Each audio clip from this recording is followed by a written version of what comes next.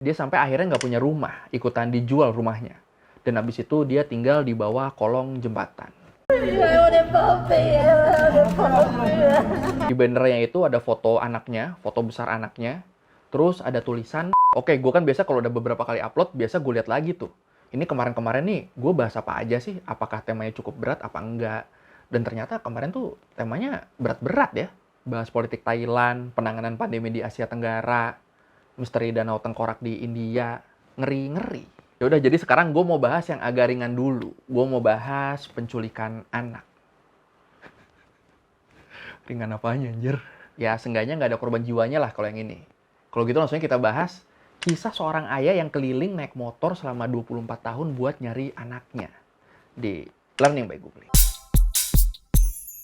Jadi cerita ini dimulai di tahun 1997. Udah pada umur berapa waktu itu? Apa masih berbentuk cair? Jadi waktu itu di provinsi Shandong, Cina, ada seorang petani bernama Guo Gantang. Waktu itu umurnya baru 27 tahun, udah nikah, dan punya satu anak laki-laki. Namanya Guo Xinzhen. Dan anaknya ini umurnya baru 2,5 tahun. Lagi lucu-lucunya. Di bulan September 1997, pas si kecil Guo Xinzhen ini lagi main di depan rumahnya, tiba-tiba datang dua orang yang langsung ngambil Guo Xinzhen dan ngebawa dia pergi. Iya, Guo Xinzhen diculik. When I got home, hundreds of people were standing around my door. I asked what was going on.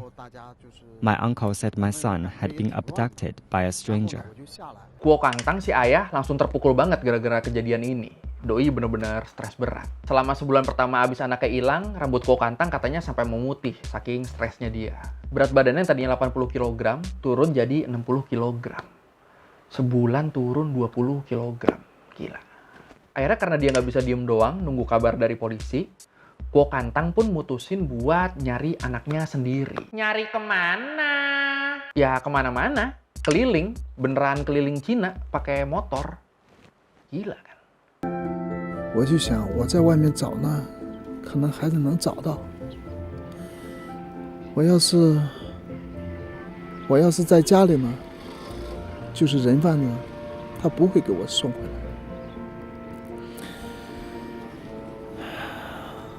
所以就是从97年年底，我就开始这样找了。 Jadi sambil keliling, di belakang motor Guo Gantang itu bakal kelihatan banner besar yang berkibar-kibar. Di bannernya itu ada foto anaknya, foto besar anaknya. Terus ada tulisan yang bunyinya, "Kamu di mana, Nak? Ayah sudah mencarimu kemana-mana." Selain banner, Guo Gantang juga ngebagiin pamflet yang berisi foto dan informasi tentang anaknya. Jadi pamfletnya dibagiin ke semua orang yang lewat sama ditempelin ke dinding. Dan dari setiap orang yang lewat, Guo Gantang selalu ngarep dia bakal dapat informasi tentang anaknya, walaupun cuma sedikit.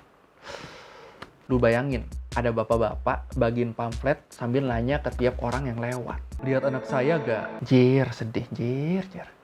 Here he is riding his motorbike from town to town with two banners carrying his son's photo. Yang lebih sedih lagi, buat keliling Cina nyari anaknya ini, Guo Gantang pasti butuh modal besar dong. Iya. Nah, buat modal keliling Cina nyari anaknya ini, Guo Gantang sampai ngabisin semua harta yang dia punya. Dia sampai akhirnya nggak punya rumah, ikutan dijual rumahnya. Dan abis itu dia tinggal di bawah kolong jembatan. Pas uangnya udah bener-bener habis, Guo Gantang mau nggak mau jadi ngemis. Pokoknya gimana pun caranya, dia harus terus ngumpulin uang buat modal perjalanan keliling nyari anaknya. Waktu itu Guo Gantang sampai sempat bilang, orang-orang bilang saya ayah yang hebat. Tapi saya sama sekali tidak hebat. Saya ayah yang tidak berdaya. Saya cuma kurang berani memulai kembali hidup setelah kesulitan yang luar biasa. Itulah kenapa saya terus mencari dan mencari. Jadi intinya dia begini karena nggak bisa move on dari anaknya yang diculik. Ya, siapa juga bisa move on kalau begini kasusnya kan? Guo Gantang slept under bridges and begged for money after he'd spent his life savings in his quest to find his son. Total sampai tahun 2021, Guo Gantang udah ngabisin 24 tahun buat keliling Cina nyari anaknya. Menurut South China Morning Post, selama 24 tahun perjalanan nyari anaknya ini, Guo Gantang udah nempuh total 500.000 kilometer dengan 10 kali ganti motor. Gila. Kebayang gak lu, 24 tahun keliling Cina terus-terusan nyari anak lu tanpa ada kepastian lu bakal nemuin dia apa enggak.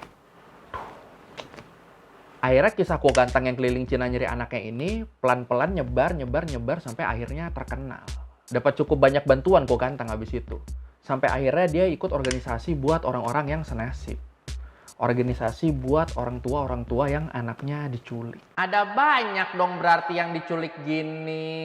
Ya banyak, karena menurut CCTV, ini CCTV media berita ya, bukan CCTV buat mantau maling. Jadi menurut CCTV, sejak Ko Gantang jadi sukarelawan dalam kampanye anti penculikan anak, informasi yang dia kasih udah ngebantu polisi buat ngelacak lebih dari 100 anak hilang. Ini kan agak menyakitkan sebenarnya. Dia bisa ngelacak 100 anak hilang, tapi anaknya sendiri nggak ketemu-ketemu. Hebat Bapak Ko Gantang, Anda hebat. Terus cerita tentang Ko Gantang yang keliling Cina nyari anaknya ini makin terkenal sejak diangkat jadi film yang berjudul Lost and Love. Film yang bercerita tentang penculikan anak. Yang main Andy Lau, main jadi bapak-bapak yang nyari anaknya yang diculik. Nah, walaupun nama karakter di film ini dibikin beda sama aslinya, tapi detail karakternya dari mulai kostum, helm, motor, sampai banner yang ditempel di belakang motornya itu bener-bener mirip Ko Gantang. Keren abis. Mungkin ada yang udah pernah nonton filmnya? Kalau gue penasaran sama endingnya, karena kan film ini dibikin tahun 2015. Waktu keberadaan anak Ko Gantang itu bener-bener belum diketahui ada di mana. 只有在路上，我才感觉我是一个父亲。 Nah, setelah Ko Gantang keliling begitu lama, nyari begitu lama, sampai 24 tahun kan, akhirnya pencariannya ini berhenti di bulan Juli 2021. Berkat bantuan Biro Keamanan di Provinsi Shandong, akhirnya di tanggal 11 Juli 2021, Ko Gantang berhasil ketemu sama anaknya yang hilang, Guo Xinjian, di Provinsi Henan. Keluarga besar semua pada ikut, dan pas mereka ketemu Guo Xinjian, mereka benar-benar nangis semuanya. Nangis karena akhirnya perjuangan Ko Gantang nggak sia-sia. Kok bisa ketemu? Gimana caranya? Iya, jadi pihak kepolisian sebenarnya udah ngumpulin data Guo Xinjian, anaknya, dari tahun 1997, dari pas dia baru diculik. Polisi sebenarnya udah punya tuh sampel DNA sampai darahnya Guo Xinjian.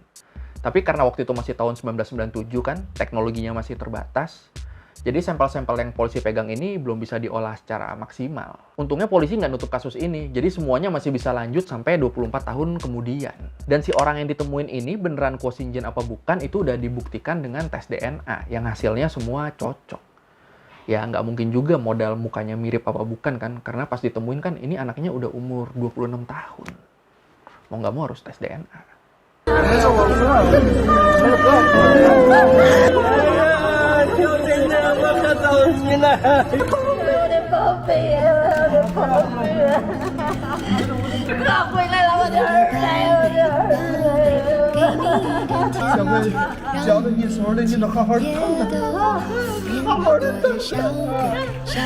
Abis anaknya ditemuin, Andy Lau sampai ngasih ucapan khusus ke Ko Gantang.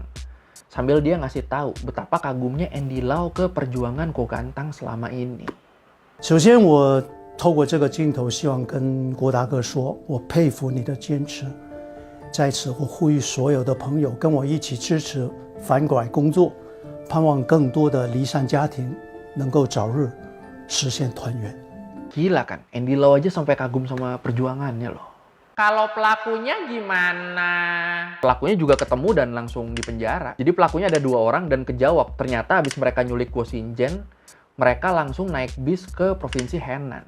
Dan mereka langsung ngejual Guo Xinjian di sana. Tahun-tahun segitu kan emang di Cina lagi marak-maraknya penculikan anak, terutama anak laki-laki.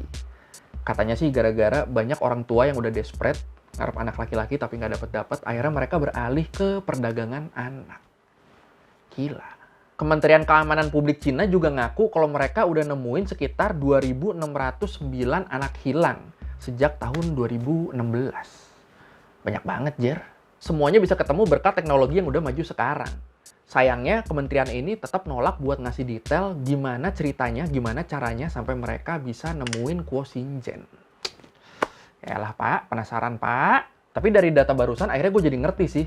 Kenapa banyak banget video anak hilang di Cina yang akhirnya bisa ketemu orang tuanya setelah beberapa tahun. Di YouTube banyak tuh, ada yang ketemu setelah 26 tahun, ada yang ketemu setelah 32 tahun.